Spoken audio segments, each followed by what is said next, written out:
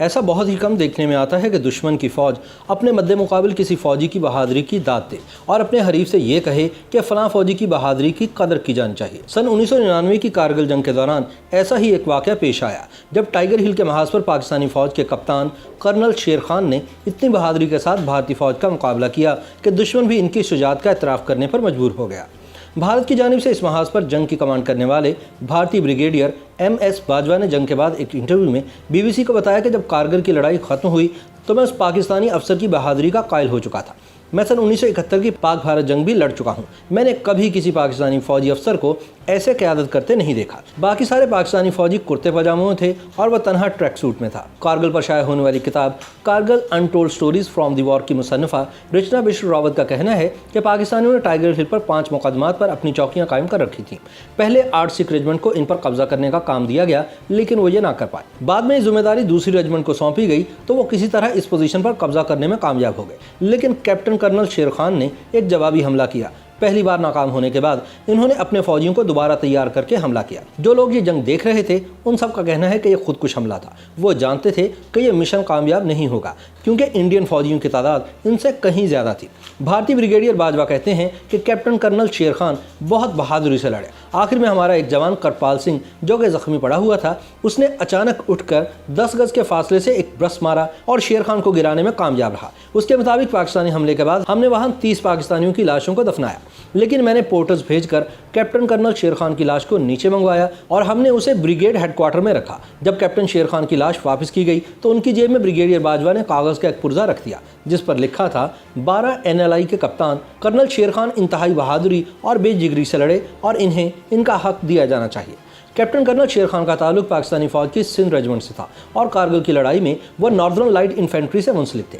Captain colonel शेर खान खैबर पख्तूनख्वा के गांव नवाकली में पैदा हुए। इनके दादा ने कश्मीर में सन 1948 की मुहिम में हिस्सा लिया था। इन्हें यूनिफॉर्म में मलबूस फौजी अच्छे लगते थे। चुनाचे इनके यहाँ जब पोता पैदा हुआ तो उन्होंने कर्नल का लफ्ज़ इनके नाम का हिस्सा बना दिया। ताहम उस वक्त इन्हें अंदाज़ा नहीं था कि इस नाम की वजह से इनके पोते की ज़िंदगी में मसाइल भी पैदा हो सकते हैं।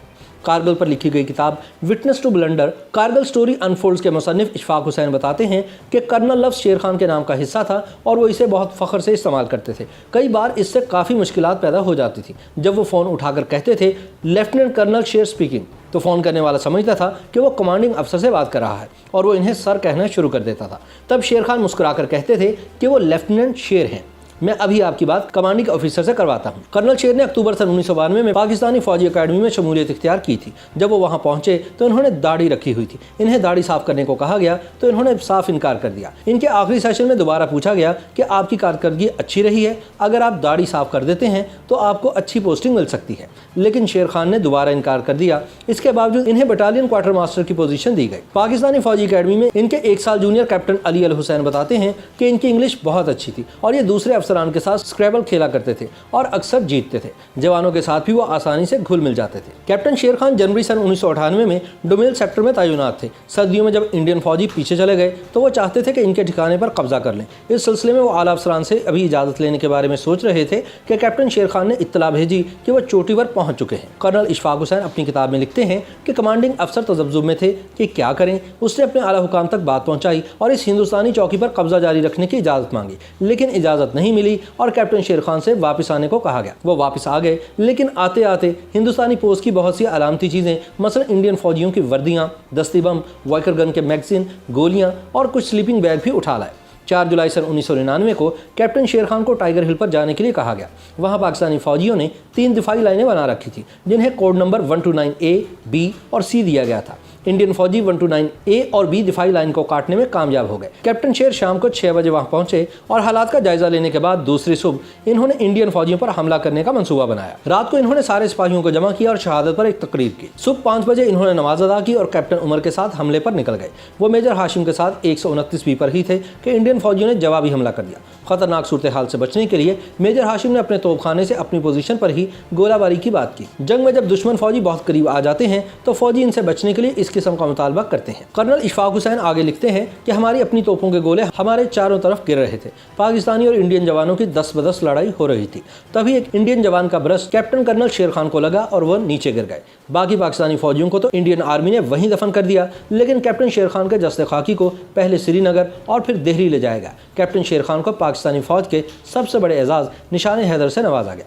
बाद में इनके बड़े भाई अजमल शेर ने एक बयान में कहा कि अल्लाह का शुक्र है कि हमारा दुश्मन भी कोई बुज़दिल दुश्मन नहीं। अगर लोग कहेंगे कि इंडिया बुज़दिल है तो मैं कहूँगा नहीं, क्योंकि उसने ऐलानिया कह दिया कि कर्नल शेर खान हीरो हैं। 18 जुलाई सन 1999 की निस्फ शब को मलिर छावनी के सैकड़ों फौजी कराची के हवाई अड्डे पर पहुंच गए थे, जिन्होंने कैप्टन कर्नल शेर खान की लाश वसूल की। इनके 2 भाई अपने आबाई गाँव से वहाँ आए थे। कर्नल इशफाक हुसैन लिखते हैं कि सुबह 5:01 पर तैयारे ने रनवे को छुआ। इसके पिछले हिस्से से 2 ताबूत उतारे गए। एक में कैप्टन शेर खान का जस्ते खाकी था, जबकि दूसरे ताबूत में रखी लाश की शनाख्त नहीं हो सकी। इन ताबूतों को एम्बुलेंस पर रखा गया और उस जगह ले जाया गया जहां हज़ारों फौजी और आम शहरी मौजूद थे। बलोच रेजिमेंट के जवानों ने शेर खान का एम्बुलेंस से ताबूत उतार कर आवाम के सामने रखा, जहां खतीब ने नमाज जनाजा पढ़ाई। नमाज के बाद इस ताबूत को पाक फिजाइया के तैयारे पर दोबारा रखा गया। यह तैयारा कराची से इस्लामाबाद पहुंचा, जहां एक बार फिर नमाज जनाजा अदा की। इस मौके पर उस वक्त के सदर मुमलिकत रफ़ीक तारड़ भी मौजूद थे। इसके बाद कैप्टन कर्नल शेर खान शहीद का जस्ते खाकी इनके आबाई गांव ले जाया गया, जहां हज़ारों अफराद ने पाकिस्तानी फौज के इस बहादुर फौजी को अलविदा कहा। शेर खान के इस गाँव का नाम अब इनके नाम पर कर्नल शेर खान गाँव रख दिया गया है। YouTube पर गूगली न्यूज देखने के लिए youtube.com की सर्च बार में गूगली न्यूज टीवी टाइप करें। गूगली न्यूज के पेज पर सुर्ख रंग के सब्सक्रिप्शन वाले बटन पर क्लिक करना ना भूलिए। YouTube पेज पर अपलोड होने वाली वीडियोस से बाखबर रहने के लिए बेल आइकन पर क्लिक कीजिए। आपको हर नई वीडियो के बारे में नोटिफिकेशन मौसूल हो जाएगा।